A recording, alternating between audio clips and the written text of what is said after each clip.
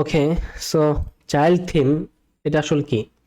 So আমরা যদি আমাদের যে ওয়ার্ডপ্রেস থিমটি রয়েছে, আমরা বিশেষ করে যে পারচেস্ট করে সেটা ইনস্টল করতে পারি, অথবা আমরা যদি ইনবিল্ট যেগুলো ইন্টিগ্রেটেড ওয়ার্ডপ্রেসের সাথে যে কোনো থিম আমরা ইউজ করি, যে কোনো থিম।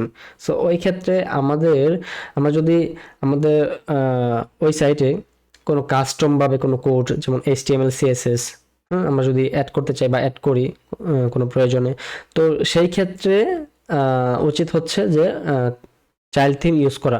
তো হবে কি যে যদি আমরা সেই ক্ষেত্রে চাইল্ড থিম ইউজ করি, দেখা যাচ্ছে যে আমাদের একটি ভার্সন আপডেট হলো ওয়ার্ডপ্রেসের ওই সাইটটির। তো ওয়ার্ডপ্রেসের একটি ভার্সন, ওই থিমটির যদি আপডেট হয়, তো ওই ক্ষেত্রে যে আমাদের কাস্টম কোডগুলো HTML বা CSS, তো ওই কোডের সাথে যদি ইন্টিগ্রেটেড না হয়, তাহলে কিন্তু ক্র্যাশ করে বা ক্র্যাশ করার সম্ভাবনা থাকে। সো ওই ক্ষেত্রে যদি চাইল্ড থিমটা ইনস্টল করা থাকে, তাহলে আর থিমের মেন ফাইলগুলোতে কোনো প্রকার উম, সমস্যা হয় না। সো এই জন্য আর কি চাইল্ড থিমটি ইউজ করা হয়। তো নর্মালি চাইল্ড থিমের ব্যবহার খুবই কম। যদি কোনো সাইটে কাস্টমভাবে কোনো কোড ইউজ করা হয়, তো সেই ক্ষেত্রে আর কি চাইল্ড থিম মানে আমি সাজেস্ট করি যে ইউজ করার ক্ষেত্রে। আর এমনিতে কাস্টমভাবে এই কোড ইউজ করলে, না করলে চাইল্ড থিম ইউজ করার প্রয়োজন নেই। সো চাইল্ড থিম কিভাবে আমরা ইনস্টল করতে পারি? সো যে কোনো থিমে আমরা ইউজ করি, আমরা জাস্ট যদি এটা আমরা গুগল থেকেই করতে পারবো। যেমন আমরা যদি গুগলে আমরা এখন যে থিমটি ইউজ করছি, যেমন VLOC কে ব্লক সি চাইল্ড থিম যদি লিখি, হুম,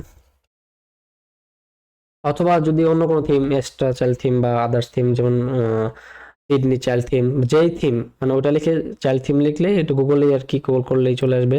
যেমন ব্লকসির যেই ক্রিয়েটররা এখানে লিঙ্ক দিয়ে রাখছে যে ক্রিয়েটিভ থিমস, যে blockchain.child.zip, আমরা এটাতে ক্লিক করলেই ফাইলটি ডাউনলোড হয়ে যাবে।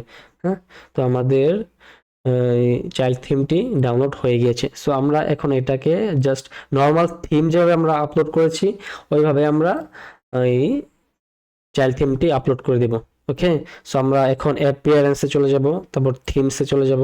থিমসে ক্লিক করার পর আমরা উপরে যে অ্যাড নিউতে ক্লিক করব। অ্যাড নিউতে ক্লিক করার পর আমরা আপলোড থিমে ক্লিক করব, তারপর চোজ ফাইলে ক্লিক করব, তারপর blockchain.child.zip, এটা আমরা যেটা ডাউনলোড করেছি আর কি, হ্যাঁ, ডাউনলোড ফাইল থেকে। সো এটা আমরা ওপেন করে দেব। ওপেন করার পর তারপর ইনস্টল নাও ক্লিক করব।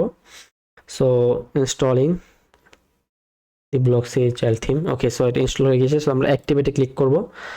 অ্যাক্টিভেটে ক্লিক করার পর ওকে, সো ইটস অ্যাক্টিভেটেড।